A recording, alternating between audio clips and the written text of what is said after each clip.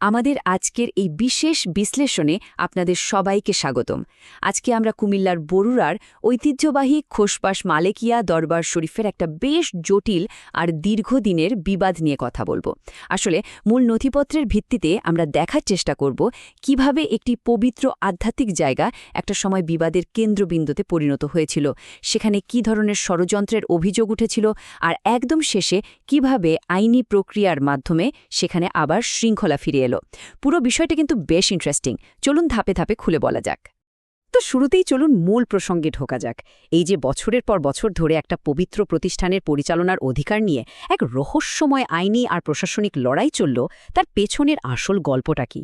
আপনাদের মনে প্রশ্ন জাগতেই পারে, এটি কি আসলেই কেবল একটি আধ্যাত্মিক কেন্দ্র হিসেবে ছিল, নাকি স্বার্থান্বেষী মহলের একটা সুপরিকল্পিত লক্ষ্যবস্তুতে পরিণত হয়েছিল? মূল নথিপত্র এবং তথ্যপ্রমাণগুলো ঠিক কি বলছে, আসুন সেটাই একটু খতিয়ে দেখি। আমাদের আলোচনার প্রথম পর্ব, দরবার শরীফ বিবাদ। মূল ঘটনাটা বুঝতে হলে আমাদের একটু পেছনের দিকে তাকাতে হবে। নথিপত্র থেকে দেখা যায় দরবার শরীফের প্রতিষ্ঠাতা হজরত আব্দুল মালিক শাহ চিশতি রহমতুল্লাহি আলাইহি এর ইন্তেকালের ঠিক পর থেকেই একদল মানুষ সেখানে আইনি হয়রানি আর অস্থিরতা তৈরি করতে শুরু করে।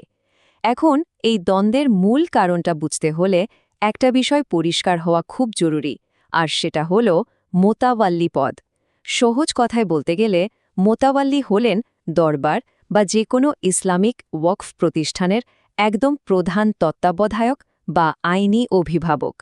আর এই পদটির নিয়ন্ত্রণ কার হাতে থাকবে, সেটা নিয়েই মূলত এই বিশাল বিবাদের সূত্রপাত। কে হবেন এই পবিত্র স্থানের আসল রক্ষক, সেটাই ছিল এই দীর্ঘ লড়াইয়ের একদম কেন্দ্রবিন্দু। এবারে যাচ্ছি আমাদের দ্বিতীয় পর্বে, ছদ্মবেশী ভক্তদের মুখোশ উন্মোচন। আমরা যদি মূল নথির অনুসন্ধানে তথ্যের দিকে একটু চোখ বুলাই, তাহলে একটা দারুণ চাঞ্চল্যকর বিষয়ে দেখতে পাব। যারা দরবারে বারবার বিশৃঙ্খলা সৃষ্টি করছিল, মূল নথিতে তাদের ব্যাপারে স্পষ্টভাবে বলা হয়েছে যে প্রতিষ্ঠাতা হজরত আব্দুল মালিক শাহ চিশতির বংশতালিকার সাথে তাদের দূরতম কোনো সম্পর্কও নেই। মানে বৈধ ওয়ারিসদের সাথে তাদের পারিবারিক যোগসূত্র একেবারেই জিরো। উৎস নথিতে তাদেরকে সরাসরি একটা স্বার্থান্বেষী সন্ত্রাসী সিন্ডিকেট বা ছদ্মবেশী ভক্ত হিসেবে উল্লেখ করা হয়েছে। বুঝতে পারছেন নিশ্চয়ই, একটা ঐতিহাসিক আর আধ্যাত্মিক প্রতিষ্ঠানের ঐতিহ্য রক্ষার ক্ষেত্রে সঠিক উত্তরাধিকারের বিষয়টা কতটা স্পর্শকাতর। তাহলে প্রশ্ন হল, এই ছদ্মবেশী ভক্তদের আসল উদ্দেশ্যটা কী ছিল? নথিপত্র কিন্তু বলছে তাদের চূড়ান্ত উদ্দেশ্য ছিল পুরোপুরি আর্থিক।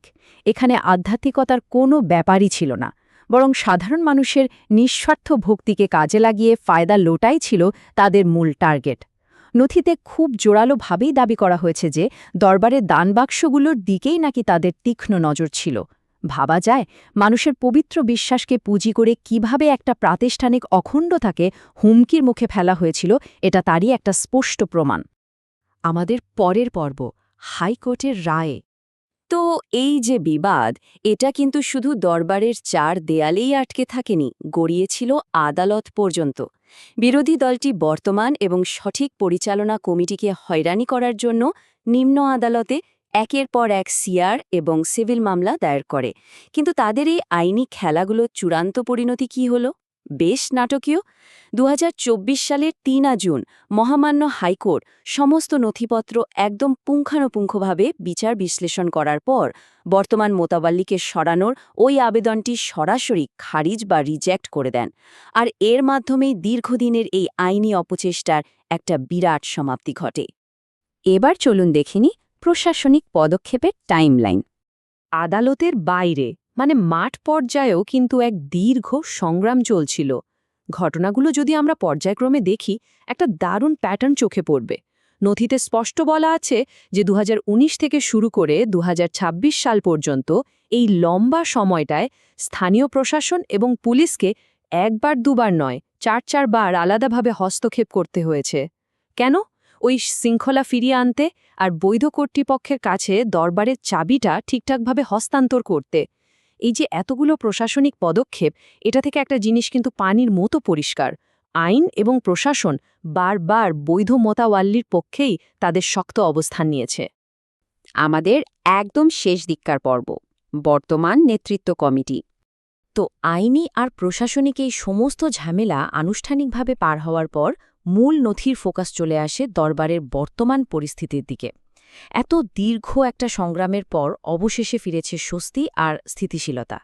২০২৬ থেকে ২০২৯ মেয়াদের জন্য নতুন একটি ১১ সদস্যের পরিচালনা কমিটি অনুমোদন পেয়েছে, আর তাদের অধীনে দরবার শরীফে এখন পুরোদমে স্বাভাবিক কার্যক্রম চলছে। প্রতিষ্ঠানটিকে সুচারুভাবে এগিয়ে নেওয়ার পুরো দায়িত্বই এখন এই নতুন কমিটির কাঁধে। আমরা যদি বর্তমান নেতৃত্বের কাঠামোর দিকে একটু তাকাই, দেখতে পাব সভাপতি জনাব মোহাম্মদ ফজলুল হক এবং মোতাওয়াল্লি জনাব মোহাম্মদ আলী আকবরের ঐক্যবদ্ধ নেতৃত্বে দরবার শরীফ আজ দারুণভাবে সুসংগঠিত। মূল নথিতে বেশ জোর দিয়ে উল্লেখ করা হয়েছে যে ভবিষ্যতে আর কোনো ধরনের হস্তক্ষেপ বা কথিত ষড়যন্ত্র যেন না হতে পারে, সেটা রুখে দিতে এই কমিটি এখন সম্পূর্ণ প্রস্তুত। প্রতিষ্ঠানটির পবিত্রতা সুরক্ষিত করতে তারা এখন আগের চেয়ে অনেক বেশি সংঘবদ্ধ। মূল নথির উপসংহারে একটা অত্যন্ত শক্তিশালী আর চমৎকার বার্তা দেওয়া হয়েছে, আর তা হল দিন শেষে সত্যের জয় সুনিশ্চিত। এটা আসলে যে কোনো ধরনের বিভ্রান্তি ছড়ানোর বিরুদ্ধে একটা শক্ত ওয়ার্নিং, পাশাপাশি একটা দৃপ্ত ঘোষণাও বটে যে সব ধরনের বিবাদের অবসান ঘটিয়ে শেষ পর্যন্ত সঠিক আর বৈধ ব্যবস্থাপনারই জয় হয়েছে। দীর্ঘস্থায়ী একটা সংকটের যে অবশেষে সফল সমাধান হয়েছে, নথির এই বয়ান সেটাই খুব সুন্দরভাবে প্রমাণ করে। খোশবাস মালিকিয়া দরবার শরীফকে কেন্দ্র করে আমাদের আজকের এই বিশ্লেষণ আমরা একদম শেষ পর্যায়ে নিয়ে এসেছি। তবে আজকে বিদায় নেওয়ার আগে একটা বেশ গভীর প্রশ্ন কিন্তু আমাদের ভাবিয়ে তোলে। এই যে পুরো ঘটনাটা আমরা দেখলাম, এটা কিন্তু অন্যান্য অনুরূপ প্রতিষ্ঠানগুলোর জন্য একটা মস্ত বড় শিক্ষণীয় বিষয়। আর্থিক শোষণ বা ষড়যন্ত্রের হাত থেকে আগামী দিনগুলোতে তারা কিভাবে নিজেদের ঐতিহ্য, পবিত্রতা আর মর্যাদা রক্ষা করতে পারে। একটা আধ্যাত্মিক কেন্দ্রকে তার মূল উদ্দেশ্যে একদম অটুট রাখা যে কতটা চ্যালেঞ্জিং হতে পারে, আজকের এই ঘটনাটি কিন্তু তারই একটা জ্বলন্ত উদাহরণ। এই প্রশ্নের উত্তর খোঁজার দায়িত্বটা আজ আপনাদের হাতেই ছেড়ে দিলাম। এতক্ষণ সাথে থাকার জন্য অসংখ্য ধন্যবাদ।